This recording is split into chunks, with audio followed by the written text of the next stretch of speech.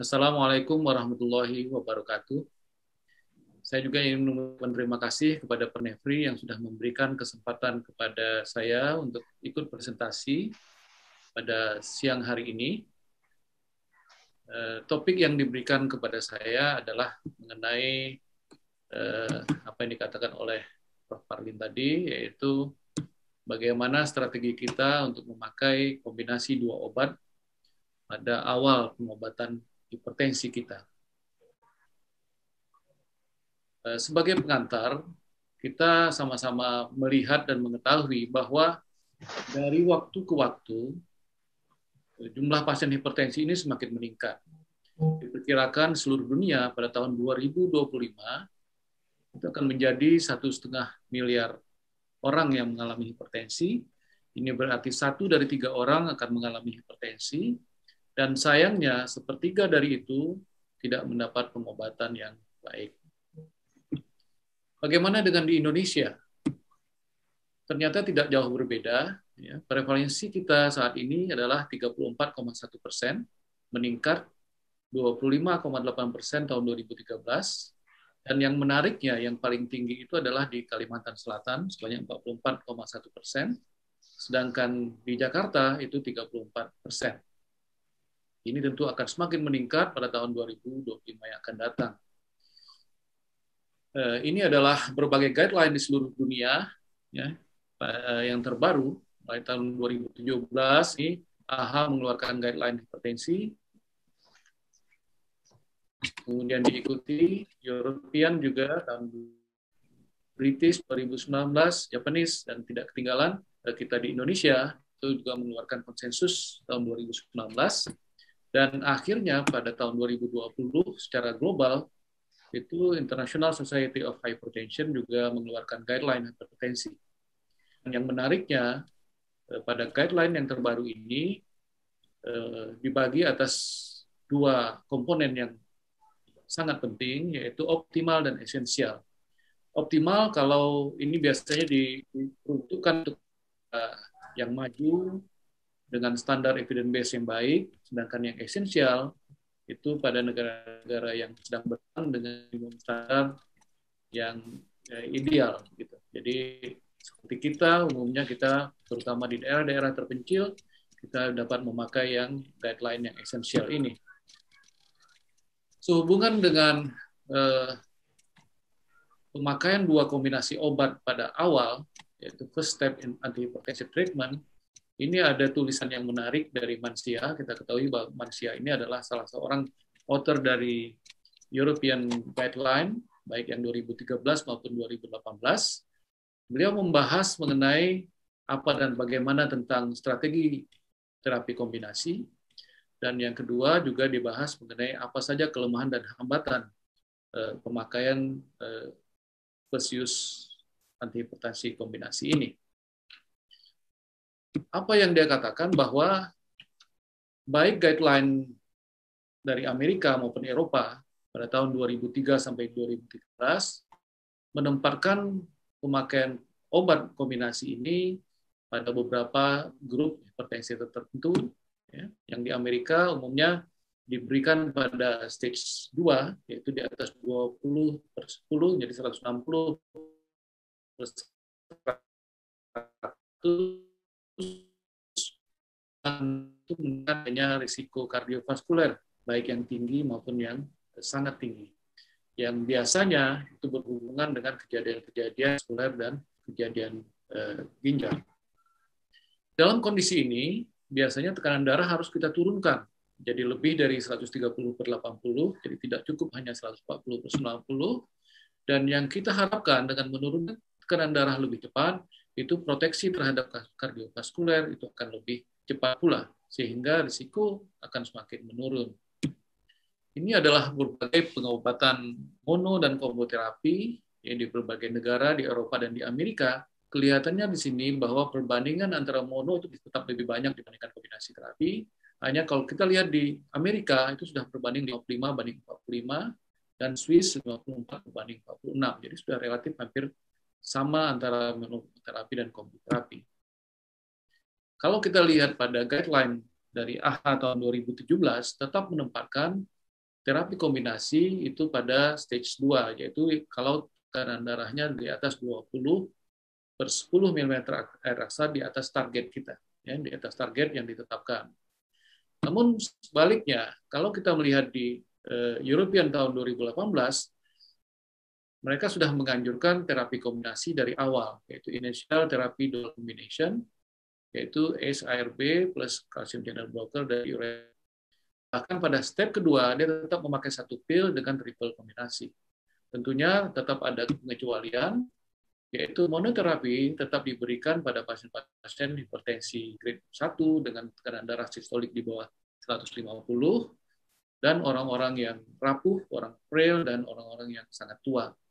Hal ini juga diperuntukkan untuk berbagai hipertensi dengan komorbid tertentu, yaitu pada hipertensi dengan CAD, CKD, kemudian pada heart failure, dan fibrilasi. Semuanya dimulai dengan inisial terapi, tetapi dengan perhitungan bahwa pasien-pasien yang hipertensi yang sudah mulai meningkat dan pada usia-usia yang lebih muda. Bagaimana dengan ISA guideline?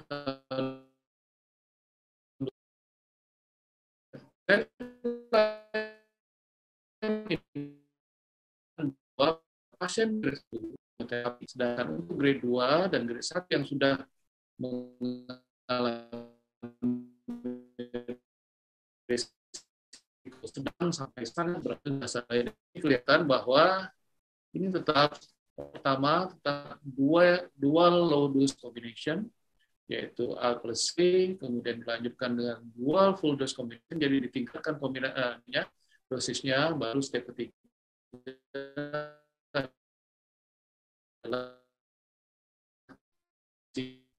pasien yang sangat tua dan pasien-pasien yang frail itu tetap dianjurkan untuk melakukan terapi. Dan untuk yang negara berkembang, itu kalau kita lihat di sini untuk optimalnya dia akan memakai single pill combination, yaitu pada satu obat. Namun di negara berkembang masih diharapkan dengan free combination dari kombinasi terapi ini. Selanjutnya, Mansyah juga menjelaskan bahwa dari berbagai guideline tersebut terlihat bahwa terapi kombinasi ini sudah dilakukan pada pasien-pasien hipertensi. Jadi sebagian besar pasien hipertensi, dan dikatakan dengan initial combo treatment ini kita dapat melakukan proteksi lebih awal dengan mengharapkan efek tambahan baik short term maupun long term terhadap populasi hipertensi secara umum. Dan juga dikatakan bahwa terapi kombinasi ini dapat menurunkan heterogeneity dari berbagai pasien-pasien hipertensi kita karena kita memakai dua obat yang dengan efek yang berbeda. Di sini di gambar ini terlihat bagaimana dengan terapi inisial itu dapat memberikan efek yang cukup baik. Yang pertama, menurunkan tekanan darah lebih baik dibanding monoterapi. Kemudian hubungan antara respon tekanan darah dan dosis itu sangat terukur, dan juga efek terhadap hipotensi relatif rendah. Kemudian kontrol tekanan darah lebih baik, kepatuhan juga lebih baik, dan juga tidak pentingnya adalah terjadi penurunan terapeutik inersia. Ini adalah penelitian yang menunjukkan bahwa kontrol tekanan darah itu akan lebih baik dengan kombinasi, baik yang free combination maupun yang single combination. Ini lebih baik. Pada penelitian ini juga terlihat bahwa ini yang dilakukan juga oleh Mansyah, bahwa pengobatan pemutusan obat ya, itu tetap lebih tinggi pada pasien-pasien dengan monoterapi, ya, dan yang paling rendah itu adalah monoterapi dengan ARB, sedangkan pada kombinasi terapi itu sudah relatif lebih bagus. Kita lanjutkan kemudian dengan apa dan bagaimana tentang fixed dose combination. Ya. Itu pertanyaan berikutnya, apakah terapi kombinasi ini akan diberikan secara terpisah atau secara satuan, yaitu single fixed dose combination. Alasan yang mengatakan bahwa dengan FDC ini ya, itu akan menjadi kurang fleksibel. Tapi diketahui dengan banyaknya dosis-dosis campuran sekarang itu akan semakin berkurang, dan intinya dia dapat mengurangi ketidakpatuhan pasien-pasien hipertensi. Dan yang jelas bahwa ESC 2018 initial treatment itu sangat dianjurkan, baik memakai RAS blocker, calcitonin blocker, dan diuretik. Ini adalah beberapa penelitian yang menunjukkan bahwa dengan pemakaian fixed dose combination itu terjadi penurunan ketidakpatuhan sebanyak 24-26%. Ini cukup penting bagi kita. Dan ini juga terlihat bahwa dengan pemberian terapi kombinasi itu hospitalisasi jauh berkurang, kemudian kardiovaskular event juga jauh berkurang dengan kombinasi terapi. Kita perhatikan di sini, ya. Baik berbagai-bagai kasus dengan penyakit-penyakit komorbiditi yang tertentu. Ini juga menunjukkan bahwa dari waktu ke waktu, ternyata pengobatan kombinasi ini tinggi pada pasien-pasien tersebut, dan juga efek hospitalisasi juga jauh berkurang dan dibandingkan kalau kita memakai dengan terapi. Lantas, apa kelemahan dan hambatan yang kita temukan dengan memakai initial combination treatment ini adalah, yang pertama adalah dengan memakai kombinasi, bukan tidak mungkin ada beberapa pasien yang seharusnya cukup dengan satu obat itu dapat mengontrol tekanan darahnya, terpaksa harus diberikan 2 obat juga. Itu salah satu kekurangannya. Kemudian yang kedua, sadar atau tidak sadar bahwa dengan pemberian 2 macam obat tentu cost akan semakin bertambah, apalagi kalau kita sadari sekarang untuk yang single pill combination itu belum ada yang generiknya. Yang ketiga, ini juga tidak kalah pentingnya adalah kalau terjadi adverse reaction, kita tidak mudah untuk mengidentifikasi mana obat yang menyebabkan adverse reaction. Walaupun kita ketahui beberapa obat menyebabkan adverse reaction tertentu, dan yang tidak kalah tadi, bahwa salah satu yang dianjurkan bahwa jangan lupa kita tidak dianjurkan untuk memberikan kombi-terapi pada pasien-pasien tua, kemudian pasien-pasien frail yang sangat rapuh, dan pasien-pasien yang lebih tua yang di atas umur 80 tahun. Yang satu lagi, juga hambatan yang terjadi untuk beberapa negara tertentu, ternyata kombi-terapi ini tidak disarankan oleh organisasi penjamin kesehatan setempat. Ya, kita bersyukur bahwa di Indonesia tidak ada hambatan untuk pemberian kombinasi terapi oleh BPJS, tapi tetap saja masalah fixed dose combination memang belum ada yang masuk dalam formularium nasional. Ini adalah satu literatur yang sangat cukup baru, yaitu pada Maret 2021. Yang menarik di sini adalah kontroversi in hypertension, yaitu bagaimana starting antihipertensive drug treatment dengan combination therapy. Penulis dalam hal ini mengatakan bahwa dengan memberikan single pill combination, ternyata kita mengabaikan beberapa prinsip terapi hipertensi. Yang pertama, kita harus perhatikan patofisiologi hipertensi sendiri. Yang kedua, kita harus memprioritaskan penelitian-penelitian yang RCT dibanding dengan studi observasional. Dan yang ketiga, yang tidak kalah pentingnya adalah masalah cost effectiveness. Mereka menyatakan bahwa ada beberapa kontroversi dalam single pill combination. Yang pertama, ternyata dari RCT, ternyata tidak jauh berbeda antara single pill combination dan recombination terapi, dan dikatakan bahwa pada single pill combination secara long term benefit juga tidak dapat mencegah terjadinya risiko kardiovaskuler. Kemudian berikutnya dia mengatakan bahwa berbagai literatur yang diberikan itu lebih banyak pada observational study dan sebagian besar adalah berasal yang disponsori dari pihak produsen farmasi. Kemudian dikatakan cost juga akan semakin tinggi. Lalu yang juga menarik adalah komponen dari single pill combination pada umumnya adalah HCT yang sebetulnya tidak dianjurkan. Yang dianjurkan adalah clopidogrel. Dan yang satu lagi, tadi seperti yang dikatakan tadi, bahwa dengan kombinasi terapi ini, penyesuaian dosis itu tidak selalu mudah. Bagaimanapun pro dan kontra tentang kombi terapi ini, mari kita lihat bagaimana penelitian-penelitian tentang fixed dose combination sponsor kita pada siang hari ini, yaitu telmisartan dan amlodipin. Ini adalah gambar yang menyatakan bahwa telmisartan itu mempunyai farmakologi yang unik, ya, di antara berbagai ARB. Yang pertama, half-life-nya paling panjang, kemudian afinitas reseptornya juga sangat tinggi, kemudian lebih lipofilik sehingga lebih terjadi penetrasi ke jaringan, dan yang tidak kalah pentingnya adalah aktivasi dari PPR gamma, sehingga ada beberapa penelitian yang menyangkutkan telmisartan ini dengan keberadaan diabetes mellitus, sehingga baik dikatakan pada pasien-pasien hipertensi dengan diabetes mellitus.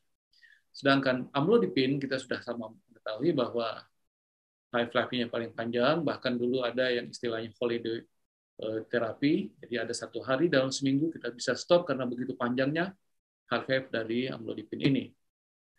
Dan ternyata dari berbagai penelitian, salah satunya adalah ini, fixed dose combination dari ARB, telmisartan, dan amlodipin ini terlihat bahwa dia dapat menurunkan tekanan darah jauh lebih baik dibandingkan monoterapi, baik pada pasien hipertensi ringan, sedang, dan hipertensi berat. Ini juga dengan berbagai comorbidity, ternyata penurunan tekanan darah itu juga cukup baik, baik pada diabetes, obesitas, dan sindroma metabolik. Bagaimana dengan keamanan dan tolerabilitas? Ternyata memang pemberian telmisartan dan amlodipin itu terlihat bahwa efek sampingnya jauh menurun, terutama yang ini, edema perifer, kemudian sakit kepala, bahkan sakit kepala ini yang paling tinggi adalah placebo karena pasien tidak diobati sehingga hipertensinya sendiri dapat menyebabkan sakit kepala. Ini adalah akhirnya kita melihat satu case tadi pada orang berusia 81 tahun yang datang ke rumah sakit, ya, tidak ada komplain yang spesifik, hipertensinya derajat 3, hebat sekali, 180/110. Kemudian juga ada komorbiditas penyakit penyerta diabetes mellitus dan obesitas. Obat yang diberikan selama ini adalah single pill combination, yaitu HCT dan amlodipin. HCT dan amlodipin, dan ternyata kombinasi ini tidak dapat menurunkan tekanan darahnya. Ya. Kalau kita lihat dalam guideline ini, ternyata bahwa pasien tersebut seharusnya harus diturunkan antara 130 sampai 139 mm air raksa, dan untuk pasien-pasien diabetes ini di bawah 130 sampai 130 jika dapat ditoleransi, dan untuk tekanan darah diastoliknya di bawah 80 sampai 70. Ini target kita.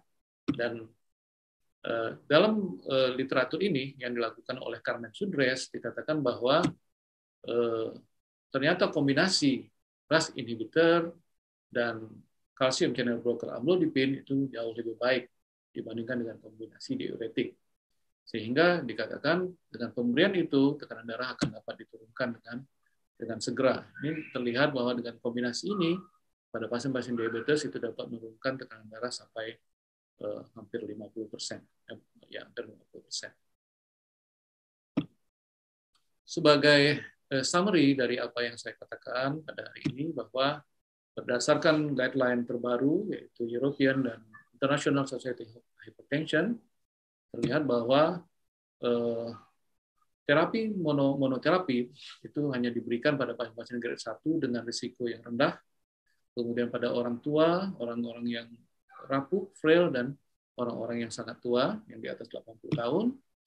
Dan terapi kombinasi, terutama fixed dose combination, itu dapat diberikan pada grade 1 dengan moderate dan high risk factor, kemudian juga diberikan pada grade 2 dengan moderate dan high risk factor. Dan opsi fixed dose combination yang terbaik adalah ARB dan calcium channel blocker, karena dia dapat memperbaiki patient complaints. Kemudian kita tadi sudah melihat bagaimana telmisartan memberikan efek yang sangat unik, dan juga amlodipin mempunyai efek half-life yang cukup panjang, sangat panjang, sehingga dia sangat bermanfaat. Ya. Jadi oleh sebab itu, telmisartan dan amlodipin fixed dose combination itu dikatakan dapat menurunkan tekanan darahnya secara konsisten dan dapat memperbaiki goal dari terapi hipertensi kita. Akhirnya saya ingin menyampaikan sebuah slide yang pernah saya tampilkan kira-kira 10 tahun yang lalu, juga bicara tentang terapi kombinasi ini, ya, bahwa ini adalah setangkai bunga, ya. Dari waktu ke waktu bunga ini berkembang dan muncullah bunga yang lain. Dengan banyaknya bunga ini akhirnya kupu-kupu akan datang. Kupu-kupu akan datang sehingga muncullah gambar gadis cantik. Kalau kita bayangkan bahwa bunga itu adalah telmisartan, sedangkan kupu-kupu itu adalah amlodipin, maka perempuan cantik ini ideal kalau kita beri nama twin star. Terima kasih. Wassalamualaikum warahmatullahi wabarakatuh. Mm-mm.